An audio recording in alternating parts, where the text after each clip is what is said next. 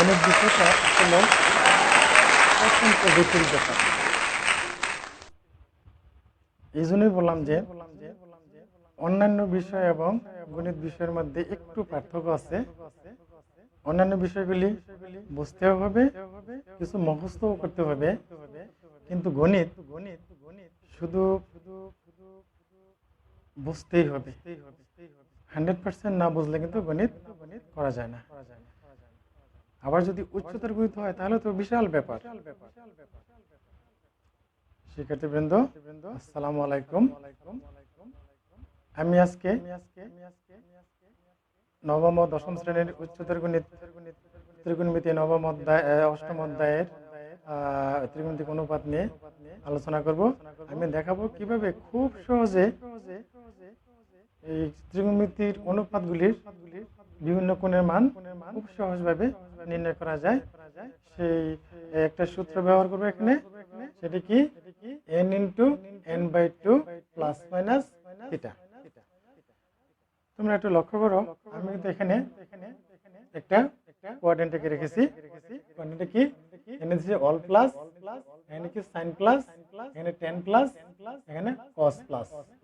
এটার নাম রাখছি 1 নম্বর ঘর, 2 নম্বর ঘর, 3 নম্বর ঘর, 4 নম্বর ঘর। আর এটা তোমরা জানো যে এখানে এই n এর মান এর উপর নির্ভর করে যে পরিবর্তনগুলি হয়।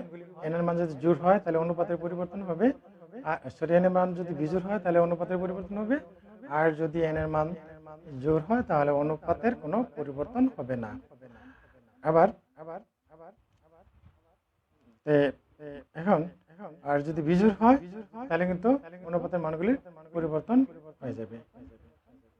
আর এটা এখানে আরেকটা জিনিস খেয়াল করতে হবে যে এই তার অবস্থানটা ঠিক কোথায় আছে এটা কিন্তু সঠিকভাবে বুঝতে হবে। যদি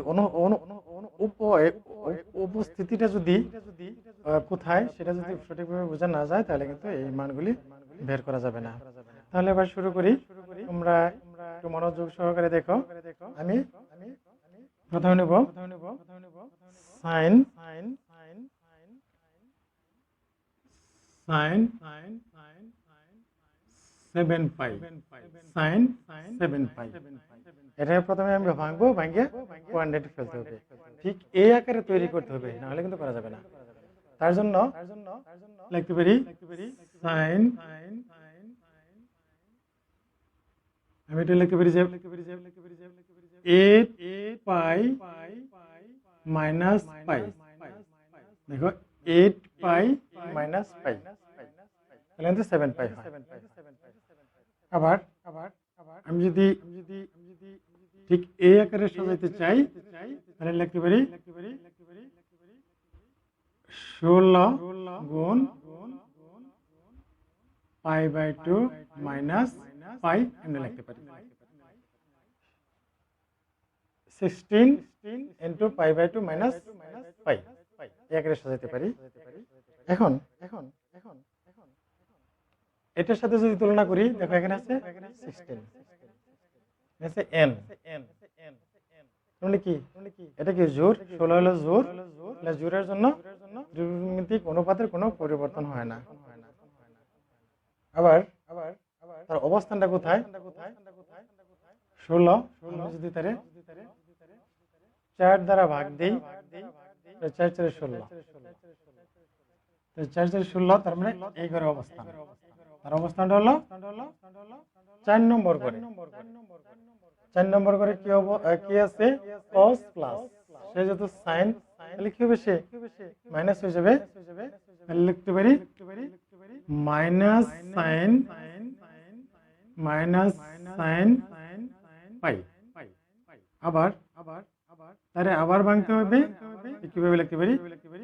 পাই/2 প্লাস পাই/2, পাই/2 যোগ দিলে হয় পাই। এখন আবার দেখবো তার অবস্থানটা কোথায়। আর এখানে কিন্তু একটা 1 কল্পনা করতে পারি। 1 কি বিজোড়? বিজোড় যদি হয় তাহলে ত্রিকোণমিতিক অনুপাতের কিন্তু পরিবর্তন হবে। কি পরিবর্তন হবে? সাইনের পরিবর্তন হবে। সাইনের পরিবর্তন হলে কি হয়? কজ হয়। সাইন যদি পরিবর্তন হয় তাহলে কজ হয়। আবার তার অবস্থানটা কোথায়? π/2 প্রথম ঘর, যেহেতু প্লাস আছে তাহলে দ্বিতীয় করে, তার অবস্থান হলো 2 নম্বর করে। 2 নম্বর করে কে প্লাস? সাইন প্লাস, সে তো সাইনই, তাহলে তার চিহ্নে কোনো পরিবর্তন, এটা যা আছে তাই থাকবো। আর এখানে সাইন পরিবর্তন হয়ে কস হয়ে যাবে, কস π/2। আর cos π/2 কত? 90 ডিগ্রি। 90 ডিগ্রি মানে কি? 0, তাহলে একেবারে 0। খুব সহজে কিন্তু আমি sin 7π এর মান বের করে নিলাম। এখন বাই করব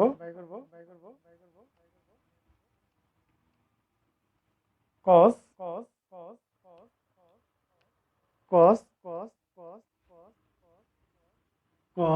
11π/2, এটা ভগ্নাংশ। এটা কিভাবে সাজাবো? আমি 11 এর কাছাকাছি একটি সংখ্যা চিন্তা করতে পারি, সেটা কি 12। আপনি কি 2 কে যদি আমি 6 দ্বারা গুণ দেই তাহলে 12 হয়। আমি লিখতে পারি 12π মাইনাস π/2।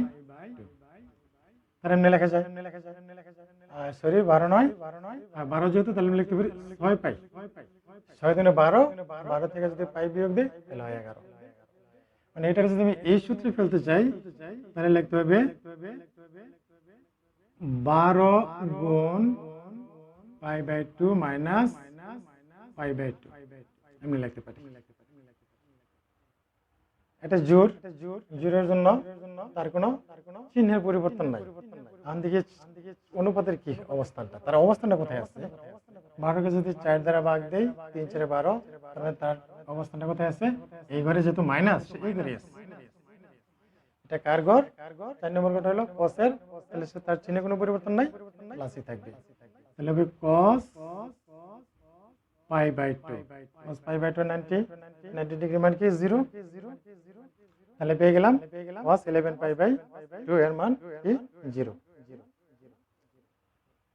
আবার আরেকটি নিই,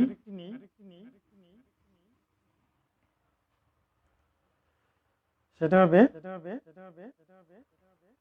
cot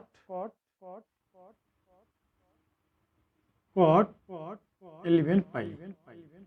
তাহলে লেখা যায় cot, এটা 12 মাইনাস পাই, এমনি দিতে পারি, তাহলে ভালো হয়, এমনি লেখা যায়। আবার cot লিখতে পারি 12 দুগুণে 24 গুণ π/2 মাইনাস পাই, এটা কিন্তু এমনি লেখা যায়। তাহলে এখন তার অবস্থান কোথায়? 12 কে 24 কে যদি আমি 4 দ্বারা ভাগ দেই, 4 4 24, তার মানে 6 বার ঘুরে, তার অবস্থান কিন্তু এই ঘুরে আছে। এই ঘরে কে প্লাস cos, কিন্তু সে তো cot, তাহলে কি হবে? তার চিহ্ন পরিবর্তন হবে মাইনাস। আর যেহেতু জোর, জোরের জন্য সাইনের অনুপাতে কোনো পরিবর্তন নাই, তবে কি cot, লিখতে পারি cot পাই। আবার ভাঙতে হবে cot পায়ের, লিখতে পারি π/2 প্লাস π/2।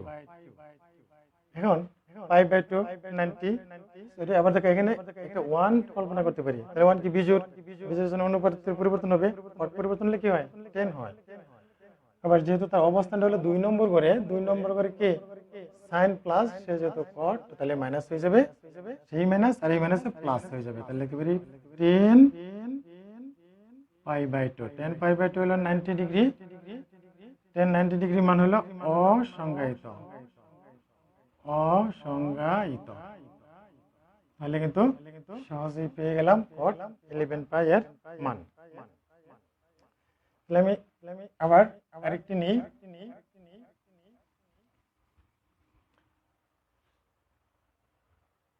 সেটা নিই 10 মাইনাস 23π/6, আর এমনি লিখতে পারি। এখন একটু আমাদের জানা থাকতে হবে যে 10 মাইনাস থিটা সমান হলো minus tan theta, 10 minus theta সমান হলো টেন থিটা, তাহলে এটা হবে মাইনাস 10 এত লেখা যায়।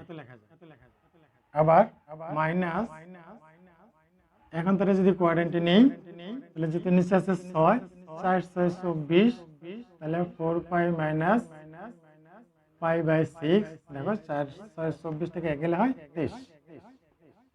আবার তারা লিখতে পারি 4 এর 8 গুণ pi by 2 minus pi by 6।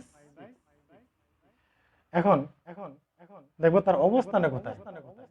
4 থেকে 8, যে 4 এর যদি আমি 8 কে যদি 4 দ্বারা ভাগ দিই তাহলে 2, তার মানে তার অবস্থান হলো তার এই ঘরে।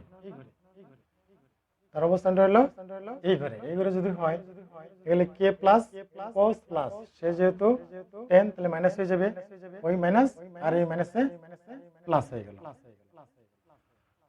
8 n এর সাথে তুলনা করলে এটা কি হয়? জোড়, জোড়ের জন্য অনুপাতের কোনো পরিবর্তন নাই, তাহলে হবে কি 10 পাই বাই 6। 10 পাই বাই 6 কি বোঝায়? 30 ডিগ্রি। আমরা জানি 10 30 ডিগ্রি মান হলো 1 বাই √3। 10 30 ডিগ্রি মান 1 বাই √3। খুব সহজে কিন্তু, খুব অল্প সময়ে কিন্তু আমি এই অঙ্কটা করে দিলাম। আবার আমি আরেকটি অঙ্ক করব।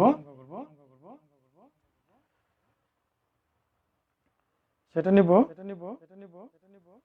Sign 31 pi by 2। তারা লিখতে পারি সাইন কত হবে?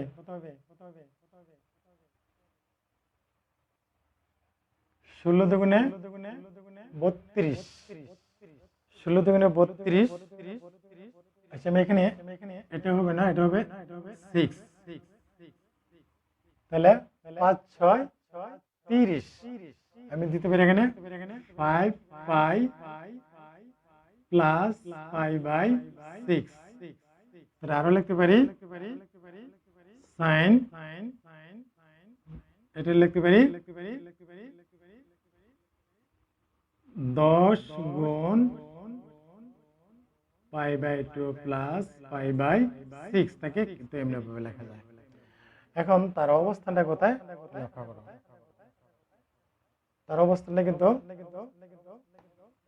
2 নম্বর ঘর, যেহেতু প্লাস 3 নম্বর ঘরে, তার অবস্থানটা হলো 3 নম্বর ঘরে।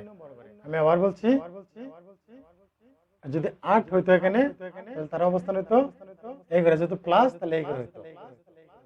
যেহেতু 10 তার এক অবস্থানটা কিন্তু এখন এই ঘরে আছে। এই ঘরে কি 10 এর ঘর, 10 এখানে প্লাস, যেহেতু সাইন সে মাইনাস হবে। আবার যেহেতু এখানে জোর, তার কোনো পরিবর্তন নাই, তাহলে লিখতে পারি sine pi by 6। Sine pi by 6 বলতে কি 30 ডিগ্রি বোঝায়। সাইন 30 ডিগ্রি মান কি? সাইন 30 মান হলো 1 বাই 2। আবার আমি আরেকটি অঙ্ক নিব, সেটা হলো cos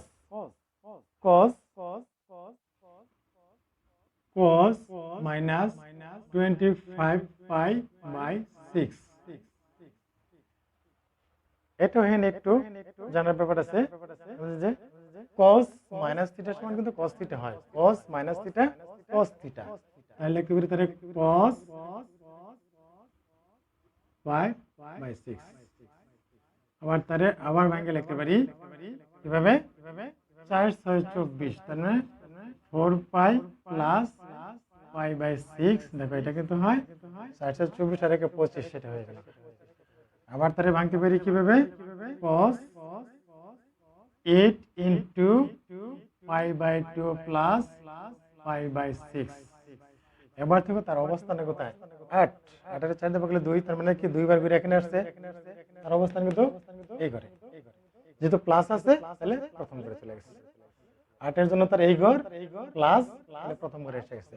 প্রথম ঘরে তো সবাই প্লাস, তাহলে cos সব প্লাস, আর যেহেতু জোর cos এর কোনো পরিবর্তন হবে না, তাহলে হবে কি cos পাই বাই 6।